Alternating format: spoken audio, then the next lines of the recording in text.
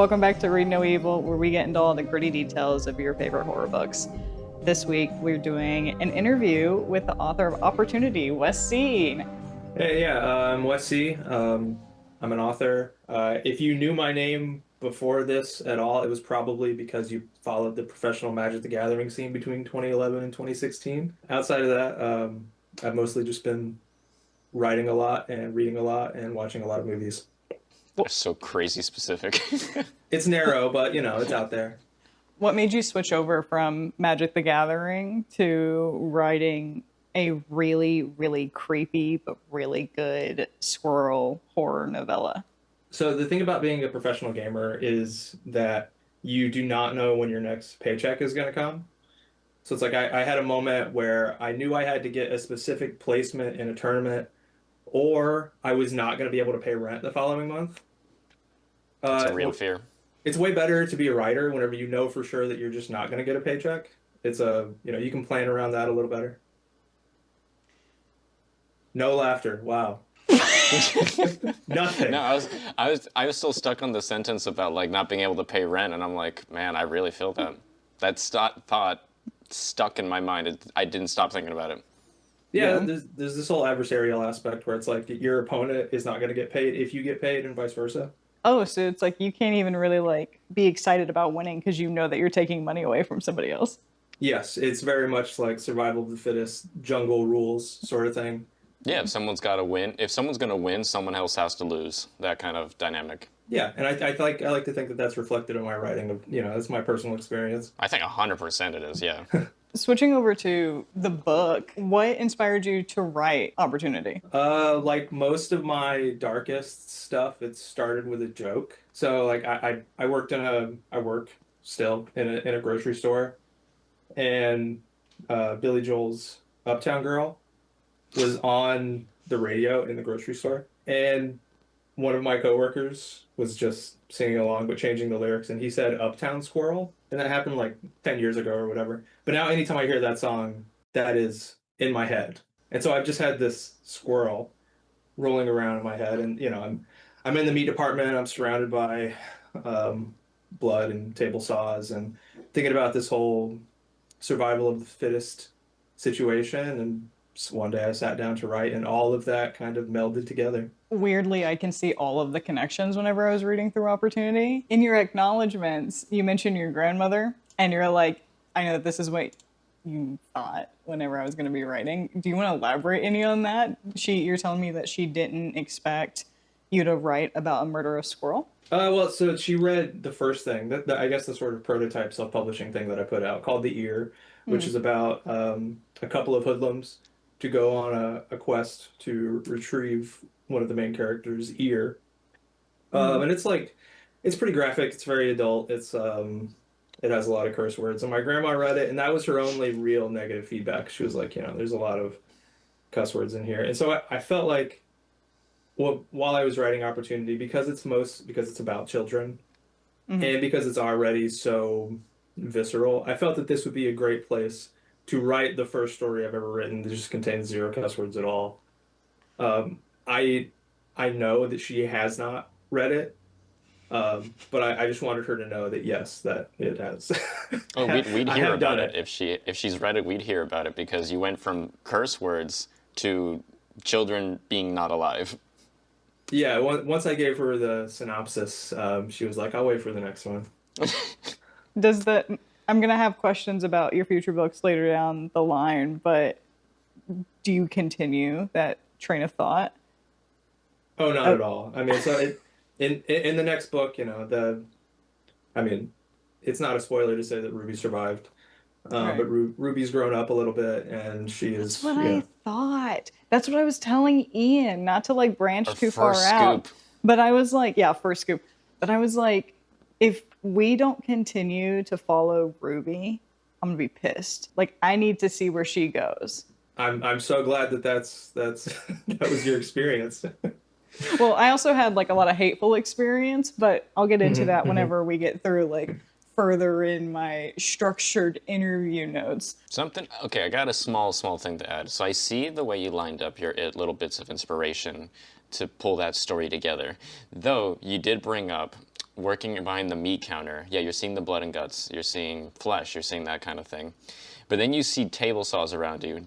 Was there at one point where this squirrel operated a table saw on maybe children? Dumb question, but just curious. No, animals don't really need tools like that. Like they come ready-made with their own dismemberment devices.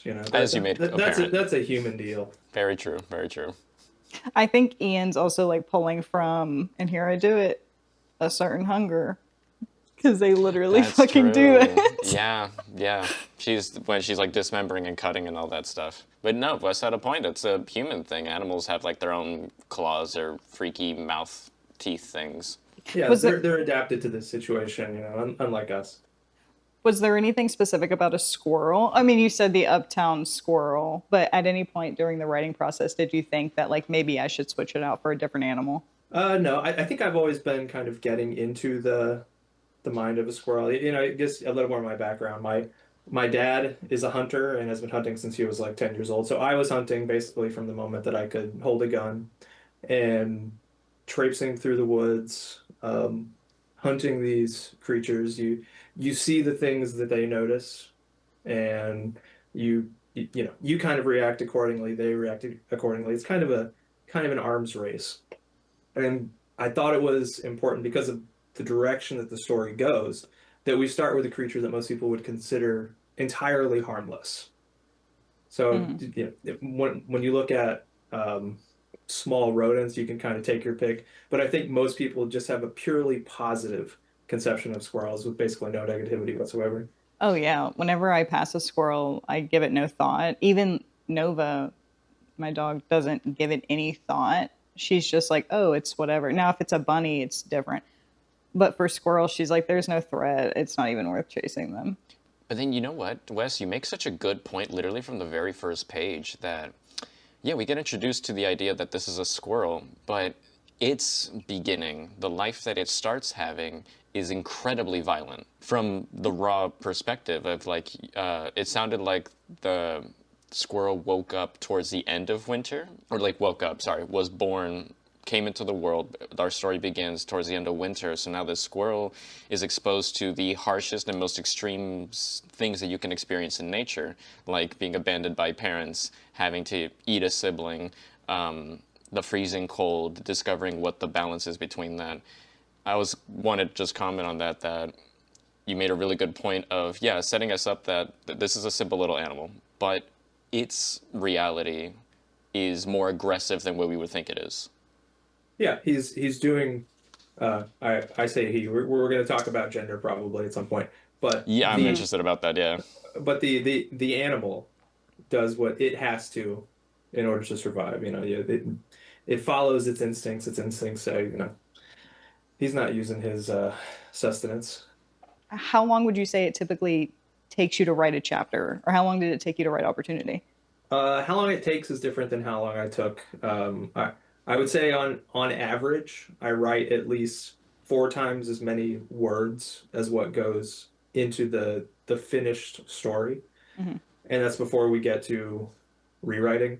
So it's Mm-hmm. like I know that I have roughly like 100,000 words from Opportunity that are not in it. Mm-hmm. So there's two real schools of thought when it comes to writing. You could be a seated, a pantser, seat of your pants. You just sit down and start rolling, or you could plan things, and I kind of do a little bit of both. Mm-hmm. I just try and sit down and let whatever is in there come out, and then go back and look at it and go, oh, okay, well, this is something I'd like to expand on. This is something I'd like to expand on, and then we kind of revisit it, and that leads to it just snowflaking, ballooning.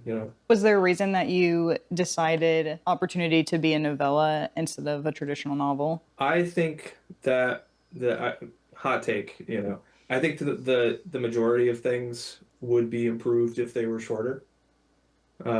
Just it's a personal preference, I have read 1,100-page books that I have loved.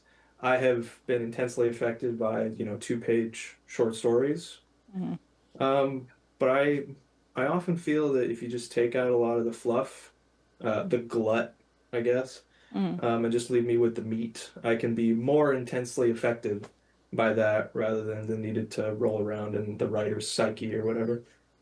Yeah, because a lot of the book too, you're not focusing on the kids' feelings or their inner monologue. It really is just like almost animalistic of like what's happening from one point to the next. And we can pull like why you went that direction, but I feel like if you had to add more to make it a novel, a full-length one, then it would have changed the story entirely. Yeah, and I think I follow the story, and following the story is part of the reason that it's going to be a lengthy series of small texts rather than a single giant tome. And Right. I think the experience of consuming those are just dramatically different. And it would be difficult for me to tell you exactly what I mean by that, other than it's like you can just feel the difference. Yeah, it's definitely a preference in some ways, but most of the questions that I have are more of like lore rather than like information missing. So I think whenever you were writing it as like a reader, as an audience member, it was easy to follow and like what you were trying to convey as the author. Yeah, I want you to be able to see it Mm. and feel it. But the idea that you're going to understand exactly what's occurring and why and by what method, that I think is excessive and often unnecessary. Yeah. Oh, I got something. With the context of, we're going to talk about it, of course, that like you have more stories to tell with this, and that you're working on that. Was there ever a version of Opportunity, or these stories just being one large book technically, or were you really adamant on just no, a short form story is just the way it's going to go? By the way, that is a very celebrated notion right now with the way there's short films, short reels, and these vertical things. So you're on the right track when it comes to preferring short stories because everyone likes that stuff now. Yeah, the way people consume things has just changed. Yeah. I'm working on one of those gigantic Russian novels at the moment, and the difference between, you have 10 minutes at work in the modern day where you can sit down and dig into a book versus, 150 years ago in between farm work, I've got 7 hours in the middle of the night when I can't sleep. What am I going to do? Of course, it's much better for you to dig into one of these things, but today lives just aren't lived that way. Yeah. All right. So most of the stuff that I have right now is just like the lore and like how I want to go into that and the questions that I have. So whenever I was reading this book, the visceral reaction that I had just from the ending and like Ruby making her decision made me gasp. I don't know if you listened to all of the episodes like earlier this month, but that came from a place of heart of like I can't believe the decisions that these characters made, and then following along the squirrel as it turns into the most grotesque being to ever live. I mean, I'm going to take that as a compliment. I'm not sure if that's the way you intend it, but I think it's a I compliment, think yeah. that's a compliment. It's It's probably for a a horror compliment. film. I think I that's the was only way to do that. I was just Horror beaming film. whenever I was on the street listening to it in my headphones, and everyone around me probably thought I was fucking insane. But thank you so much for that. That's how I sit. Like I keep saying film because every time like I read any horror book, I'm like, okay, I can see this playing a picture in my head. But no, I fully meant that as a compliment, just because it's absolutely insane. Okay, to get into it, Please. whose voice was it that spoke to Ruby at the end? Um, that's a I feel like that's a massive question. Yeah. Yeah, I feel like you said that like it was a softball. I would kind of like to kick that back to you. You Okay. know, there are things that you do that you didn't decide to do. Right. There, every day, all the time, we have this kind of competing series of needs. We have the things we plan and decide to do, and then the things that we do kind of habitually, or more importantly, by instinct. Right. And I don't think you really need external motivation in order for a person to survive. That's all animal. We're people, but we're mostly animals. We just happen to have this, thinking machine that we have to carry around also. So I'm not going to give you a straight answer because I think that that's going to get fleshed out. But I do appreciate you asking the question because I think it raises some tension, you know. Yeah, because what made me think about it too is whenever you wrote how all of the kids were being drawn to the Ouija board before like the night that Jolene got possessed, and saying that it was, I don't remember the word that you used, but they were getting lured in, and it wasn't them. It was Mr. Tom, the I think spirit. I think like nudge. influenced is Yes, the word. influence. Like That being, yeah, that's what I'm thinking about. And so they were influenced to do that. So that kind of made me think of the same thing, but her hearing the word opportunity in the same way.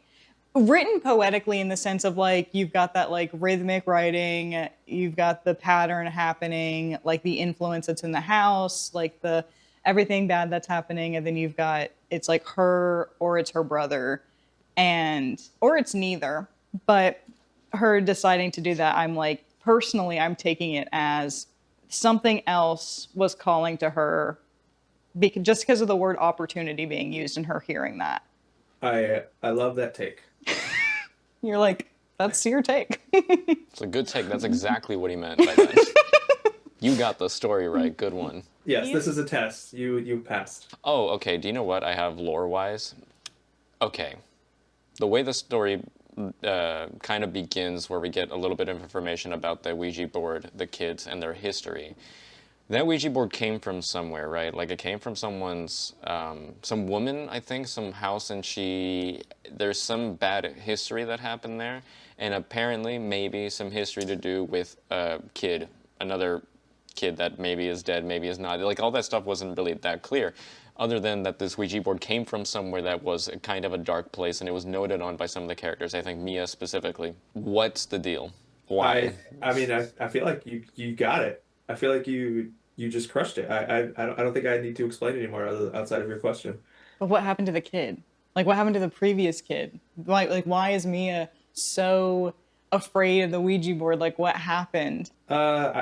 If you specifically are requesting, it sounds like you want extra text. I need the Not backup. that I want the No, extra I text, but need it's it. more of like I need out of it. the curiosity. It's the thing that I think about because with movies and TV shows and even other books, I really enjoy it when a element gets brought into the story and no one explains what it is.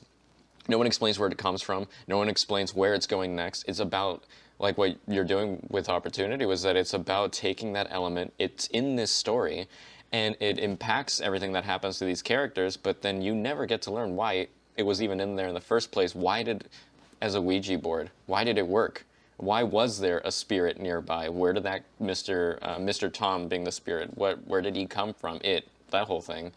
So I don't know. I guess my question is, did you have an answer in your head about where that came from, or what is the moment before for that part of the story?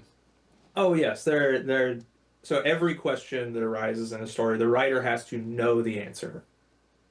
But then True. part Yeah. of the part of putting together a text is that not everything can be in that. Mm-hmm. And it's possible that the answer to that question would be unsatisfying for you. I totally agree with that. That's yeah. And Shayla and I talk about it all the time. That with stories, you do more by saying less because the imagination of what you can come up with is always going to be more interesting. yeah, and I think I think you being forced to ask that question and kind of wrangle with that is a better reading experience Oh, than 100%. Yeah. than me including like just a short little blip. Yeah, this dude was blah blah blah. I'm not even gonna fake anything because I know that whatever I fake, you'll take as the canon or whatever. From here on out, whatever you say is like Bible.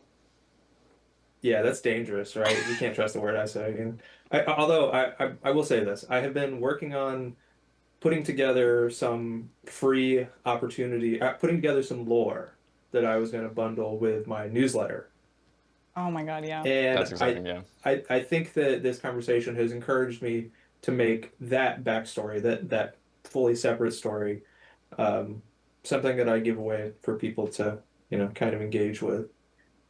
I think there is something really interesting in that because I started seeing that crop up in like music albums. Like some artists will have like an album of music, maybe it's like 10, 12 songs, and then they intended a story behind each one of those songs that meshes together into this overarching story plot about a character and this environment and this narrative that happens, but then they do that. They have like either a newsletter or some kind of, even like a zine or something where they share that kind of information off on the side and they get people to go look for it for some reason. Or I mean, we could always discuss what the reason might be. It could be obvious that for some reason people love that, or as a audience member, as a consumer, you love that idea of you get your story, which is, for example, opportunity. This whole thing happens, but then you go, wait, there's more information to be discovered, to be found, of what the backstory is. A big example is like if you've seen it, like the Cloverfield movies, for example, that it was that same kind of random freak accident monster movie. It displayed in a found footage environment. And then apparently there's like a whole giant mythos behind where did that monster thing come from? What happened to it after the movie? Are there more things like that? And then it's a whole rabbit hole that it is literally endless. But then, moving back to your thing, it isn't, you make a point, it's not a thing that fits in the actual book itself, because then it's like, I don't know, it's like you give someone a birthday cake and at the same time you give them the ingredients and the recipe and you give them all the information about why that cake existed. And you're like, but I just kind of wanted the cake. Yeah, I want you to have this particular experience. Yeah. And, some things just don't fit. Okay, I need to ask a very important question to kind of settle the score for something. Sure. The second oldest brother. How do you pronounce his name? Oh my God, we spent 3 weeks arguing that. I really enjoyed the argument. Thank you for fighting about it. And I mean, this is a book that's full of things that could be read in two mutually opposing ways, right? His name can't be pronounced two ways, but I wrote the book, like I'm not reading it out loud. So to me, it's Jorge. Fuck. That's what's fucking up. That's what the fuck is up. That's what I'm talking about. But I fucking knew it. But is there an accent in Jorge when you write it out? There is no remember. accent in the book. I don't think there is. Because the letters in Spanish, letters, consonants, and vowels are not pronounced different ways depending on the word. They're only pronounced one way. Okay. So when you look at that word and you go Jorge, that's it. Okay. I could be entirely wrong though. All right, let me formally apologize. Ian, you were right. I'm sorry. Thank you. I recant my last 3 weeks of reading. I disagree with the idea that there was a right or wrong answer until this exact moment. So you can't have been wrong because they were both true. Oh, okay, sure. Okay, I recant my apology. I don't apologize. I spit on you. Do you know what? Follow-up question. I said this when we were reading like the end of the book because it only occurred to me then because that argument came up again about is it George, is it Jorge? First of all, does it look like it says George on it? Shaela in the book? Yeah, it does. It looks like the word George. To me, it does. Does it? That's correct. Anyway, my question was going to be, I looked at the actual names, and I said this before, of all the kids, that it's Mia, Jorge, Anthony, Mikey, and Ruby? Yep. No. Yeah? I think you missed Eddie. Eddie, and then Ruby. Okay. Are they Latino? Like, how are you picturing these kids in this family? Because I went with that argument because that's what I saw, especially with a name like Jorge, for example. But it's also not really a detail that impacts the story at all. I was curious about, what do you see when you're picturing these kids getting torn apart, you know? Wow. Just that you find out there are some more breadcrumbs that would make it more clear in the following books. But whether it's a white family, whether it's a Latino family, if you were just using this conversation as a data point, you would see that the answer is both. Oh, that's true. Do you know what? Mixed. That is the thing. That's the thing, not to. That's also not a thing you need to entirely answer. That's just literally just fun conversation. Like, what do you picture? Like, where are you seeing this being said, and what does everyone look like in your head? I don't know if like you visually see stuff when you write, but when I do, that's the way my brain tends to work. No, I'm not really a visual writer to any degree. It's more about does the scene fit? Right. Like, does it flow, and does it? I guess I'm thinking resonance. The wider world might say, does the vibe fit? And I think yeah, you know, yeah. So, but just to answer your question, I don't really think about things visually that way. I think about more about how they feel, Right. That's interesting. Yeah. and the feeling of reading it is way more important to me than whether someone can accurately visualize it, draw me a diagram, you know? Oh, I mean, yeah, I'd say that's the right answer. It's always emotion is supposed to be like the primary thing of why anything happens when you're telling a story. Like that's the most important factor to say. I agree completely. There were a couple things in the book that I thought about, and I said this out loud. Like, what was the point behind that? I get the thematic reasoning. The biggest thing I thought of was because it's such a short story, it's so easy to like nitpick and take apart little pieces and think about really because every single word counts, right, Wes? That you write things not to just say, well, they should be doing something, so let's just say they're doing this. There should be, well, I don't know if I'd say there should be, but usually it feels like there would be a reason behind it. The example I'm thinking about, it's when one of the kids is building like a puzzle in the kitchen table. It's a puzzle that they're putting together of a like American cowboy, and then off to the distance, like ominously, are like Native Americans, and they're like looking. I don't remember how it was exactly. They were looking at each other, pointing at each other, inciting the theme of a threat coming, a battle coming. But then I was curious about why that puzzle, like why that specific kind of setting. So, I mean, to look entirely behind the curtain, that's kind of a callback to me. That's kind of a reference to this kind of motif from 70s to 80s, 90s. A lot of horror was based on the the remnants of the conflict between whites and natives. Hmm. And that to me felt like a nice place to add sort of a direct nod, you know, sort of like a little bit of a kiss to these things that inspired me to write horror, but also extreme horror. You know, a lot of the stuff that the facts that went on um, during that. Okay, I kind of fumbled here. No, Let's That's no, but okay. If that's you good. That detail, like even if it comes off maybe not so significant or like a big element, that little thing, it being like a reference to just some factual event. I don't know. I love that stuff. That there is a really random meaning behind something that subconsciously just comes forward, even though it has a direct line of where that thought process came from. No, that's great. That's awesome. Thank you. Yeah, I mean, that's one of the only decisions that I think I made in terms of like the scenes that were like directly thematic references. So I'm glad you picked up on that. You're most welcome. I mean, this is one thing that called out to me. I don't think there was anything else that was going like, oh, are they listening to that music, or why are they holding that book? I mean, granted, the story doesn't even do any of that. With it being as streamlined and straightforward of it being action to action to action. well, technically, there is that with Mia, like the specific Prince song. Is she listening to Prince? Is that what I'm remembering? Was it Prince? I should know this. Okay, so- I want to someone has to say know the answer. We all read the I want to book. say it was Queen, but It might. Okay, well, I don't have a copy handy. my copy's over there.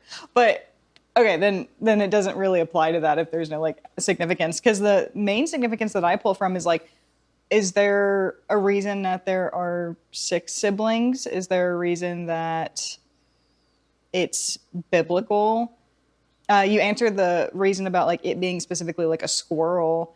And then I just had like silly little questions of like, is it 1-to-1 whenever it eats a kid? Like, does it grow 3 feet for every kid? But that's No, not that's necessary. not even scientifically. That doesn't make any sense. Like if you're going off of math, that doesn't make sense. Okay, well, those were my Anyway, questions. author thoughts. You just said a lot of things. The main thing was that like, was it always going to be, because you said it was always going to be squirrel. Was it always going to be 6 kids? Was it always going to be biblically related?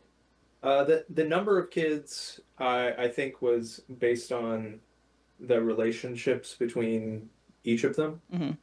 There was a point where Mikey and Eddie were a single character. There was a point where Anthony and Eddie were a single character. But I mean, That's so to hard to kind of see. over-explain it, is that I kind of need the characters needed to have things to do. They needed to have people to play off of, and there are specific tensions that I was seeking. So it ended up things rather than being combined, got divided. Right. So were there always six kids? I mean, no. But were there always the specific tensional beats that I wanted to hit? Yeah. And it turns out that that was just the number that fit right. Well, I mean, the characters, they're not numbers, the characters. Um, that kind of allowed me to play in the space that I wanted to play in. Was there any kid at the end that was hard to write off? That's a good question. Uh, I mean, it's going to sound mean-spirited, but the answer is no.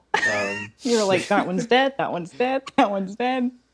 When you're working with the extreme horror, you expect to get really close to really get inside the head of everyone, and then watch horrible things happen to them. You know, it's kind of like going to a horror movie. You know what you're signing up for. That's a really good way to put it. Because I was over there rooting for Mia, but I'm an eldest daughter myself. So I was like, I need her to survive. And then she was like one of the first to go. And I was like, for sure, that's fine. I didn't like her anyways. Well, one of the things I kind of wanted you guys to talk about was that Mia's the one who sees this all coming. Yeah, you have that Right. classic character that in the beginning of the thing of like, don't go into that creepy house, we're all gonna die, or don't go into that cornfield. She totally came off as that, and I had the thought when I was reading where I was like, dude, she's probably gonna be one of the first ones, and it's gonna be entirely avoidable. Well, I actually don't think that I don't think it was avoidable. If I'm talking about from like my experience With the whenever way I it read happened, the book. no, I guess not. Well, no, because of like the influence of like pulling together the Ouija board and kind of bringing everybody in, but also like I think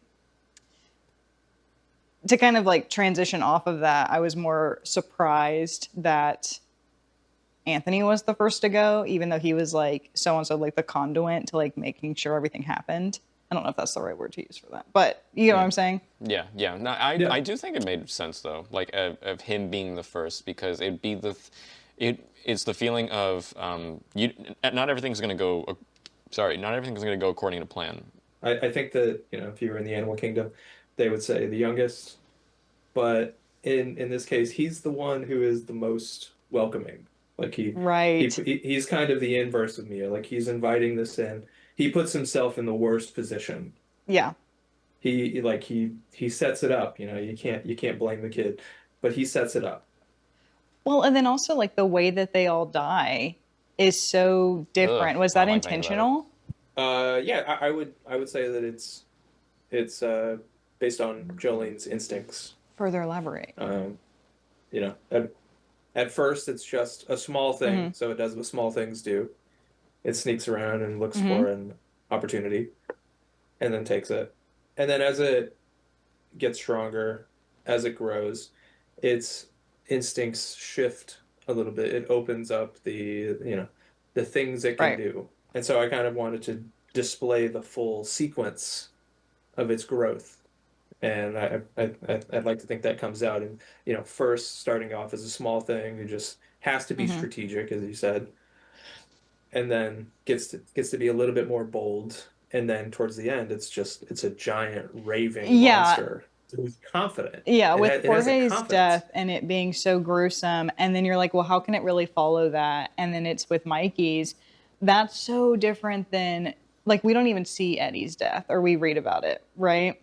Like I'm assuming he just got eaten whole as it goes, but it's because of like I was kind of comparing that to how he reacted to bad news, like with the puzzle, and then with seeing like Mia's hand, and then going through and it kind of just like matched that energy. And then whenever it also came to Mia, it being from, I might just be pulling everything out of my ass, but this is the way that I like connected everything. But with Mia, it was separation of not being able to look like the most religious child in the house in the eyes because of like the demon and she was like getting ready for church. It's like such a far reach, but I'm like, I can make that connection. Oh, I think it's a beautiful connection. So Yeah. it's right. I mean, how many straight A's do you think you're gonna get out of me? The next time you can just skip the interview and send me a checklist, and I'll go A, B, C. Yeah. So I have a small question. Right there in the middle, it's Yeah. kind of on the funny side because it's hard for me to picture it. Jolene, the squirrel, grows incrementally after killing and eating some or all of each of the kids. What I was confused about was how tall is he when he kills Mia? Like, how big is he? He's Like, 3 feet tall. okay, that's the problem. It's when he kills Anthony. Yeah, it is pretty scary because he's like a little bit larger than than the biggest squirrel that there's ever been. So he is already starting to look kind of creepy, but not noticeable entirely yet. And then the circumstance of that scene, like that moment, happens.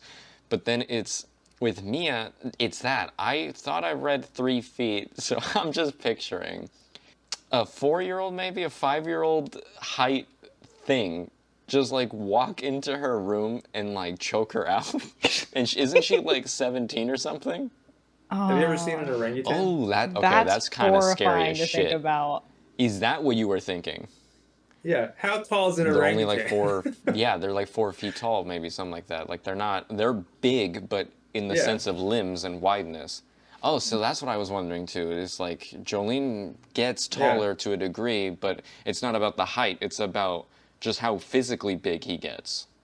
Mass, Yeah, it gets mass. Well, because Ian was You know? also saying that he was like a blob, and I was like, that's not what he looks like. I'm He's not more picturing muscular. a blob like in a cartoon, like a big blobby gelatin thing, like flubber. No, I'm picturing like a lion that ate way too much for a year, kind of thing. Where it's just a giant fat thing with a huge tail, and it looks like it's abnormally strong, and it's like crushing stuff as it's walking around. Like that's the end game result of what I pictured Jolene to look like. But okay, the orangutan note, that's a really good image for me because that is actually scary, and that could choke out a teenager. Yeah. Oh, by accident. Yeah. You could do it without wow. even doing it on Oh, purpose. freaky. Thought I had something else on. If we wanted to bring up the gender thing, was there something behind that funny like discrepancy between Jolene being a male squirrel, but then isn't it the dad that says it's a girl? I don't think that anyone says that, but the obvious answer is that animals don't possess gender, and I kind of set this up so that it would be a direct conflict between our human expectations and the animal's experience. So like the animal does not give a shit about the connotations of its name, and neither does the spirit. Um, And if you want to read this into it, you want to go as deep as possible. Perhaps that's an intentional disconnect. Yeah, because when Yeah. I was reading it too, I wasn't even thinking about gender in general other until it came to the kids. Because whenever it came to Jolene, like, It was always an it to me. yeah, it was like it was an entity. Like I was focused more on it just being like a demon in general, rather and like something happening to an animal, and that animal like taking it in and accepting it and going forward. But I didn't actually consider it to be anything other than just like an it or a squirrel. Yeah, it's an intended sort of call out where it's like Right. why are you arguing about this? Sort of like I wanted to have the reader to have that experience in their mind where it's like, why did I even think about whether it's a he or Yeah. a she? It's a fucking animal. I will make a small little dispute now. I'm trying to remember the book. I don't want to overstep on an author's thoughts or like the way you think the book is, but I think one of the kids did have a a sentence that they said. Dad said that it's a girl. One of the kids did say that. And the dad didn't say that directly, but then that's what in that chapter when they bring in the squirrel and like they're around when they're seeing it for the first time about giving it a name. That's the part of the conversation that came up. I just thought that was funny because it made me think of like, who's the incompetent person in that conversation? Like, was it the dad that like can't identify a squirrel's sex properly? Can you identify a squirrel's sex? No, Okay. not at all. I have no idea what the difference is between them, which All right, I would like to believe harkens to Wes's point on like there isn't Like, it does not difference. matter. Yeah. It doesn't, except if it's if it's a means to survive. That's like the only masked little thing in the original term of it, or like procreation, I guess, or whatever. But then that's not even part of this conversation. Oh wait, yes it is. The Jolene's like dream, right? The dream that I love that moment when Jolene is shown what opportunity means, like what his future could be. And I love that you just went with the most simple, straightforward answer. Trees, a forest. Yeah, of course, squirrels loves trees in a forest. Females in the forest. Like that idea I thought was great, because I'm like, yeah, of course that's what a squirrel would just want, I guess, like in its bare animalistic instinct. I just thought that was a great note. Don't forget the offspring. He's like, I need. Oh, It's the all offspring. about the It's all about offspring. the Replications, like identical versions of himself throughout all those trees, and then Jolene's like, I will eat whoever the hell I gotta eat if I can get that. Yeah, whatever you want me to do, boss. Literally. Okay. Yeah. Moving over to your next books. Can you give us any insight about what that book's about? Any crumb of information. Any crumb, please. So opportunity is the event. This is Ruby is the only one who walks out of that house. It's a foundational event for the rest of her life. Hen House is 4 years later. Ruby's now a teenager, and she's coping with everything that she has seen. Deniker is coping with what he has seen. And then we have the whole town who is kind of drawn into a conflict. Everyone sort of has to make their own decision between these two stories and what actually happened, because who the hell knows? And so it's got a lot to do with the conception of the truth. There's a lot of moral difficulty in it, but there's a lot of grief, and the way that grief can become an energy that propels you towards certain ends. Dang, I'm excited for that. I'm really excited for that. I was going to say, is it going to be the same length as Opportunity? I really wanted it to be just like 10% longer, but it's 2.5 times longer. That is a big difference.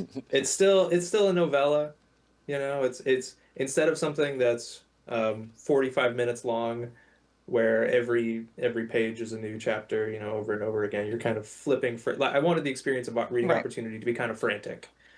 That, like, if you're watching someone read this book, they're just like flip, flip, flip, flip, flip, flip. Meanwhile their face is just doing all manner of crazy things. But Hen House, because it has a lot more interiority, and it has a lot to do with the experience of the characters in the front of it, and not just what goes on.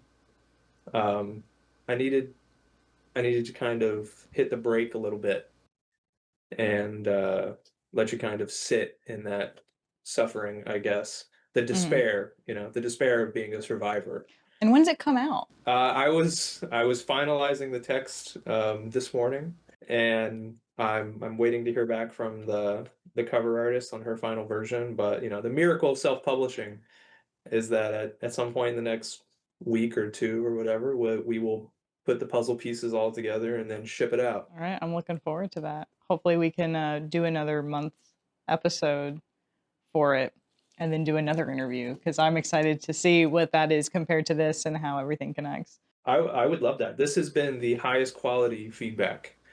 I wish that everyone who read my books would do 2 hours worth of podcast about them, so that I could really dig into it, and then of course weaponize that against them for the following books. Exactly. Oh, I mean, you have to. I was so glad that you enjoyed our discourse of just discussing the way a name's supposed to be pronounced and things that we talk about that like have to do with the book, but it never did. It wasn't even like a part of the story at all. We're just spending like half an hour arguing about it, like those kind of things. Yeah, super fun. That's as a writer, that stuff is super exciting, because what am I doing if not trying to create discord in your household? Exactly. And you are, except everyone gets to listen to it now, and it's just me and Ian bickering. It's fantastic. It's the best. Well, that's it for this episode, guys. Thank you so much for listening. We had a blast, and I'm so happy that Wes See had the opportunity to come in and give an interview. I'm really excited for his next book, Hen House. That will be available on Amazon really soon. Keep up with our socials at Read No Evil for Instagram to see whenever that's going to come out. But again, I want to thank the audio listeners, and next week we'll be taking a week sabbatical. We will start back up again in August, reading the book Hampton Heights by Dan Coyce. Till next time, keep breeding more evil. Bye, guys.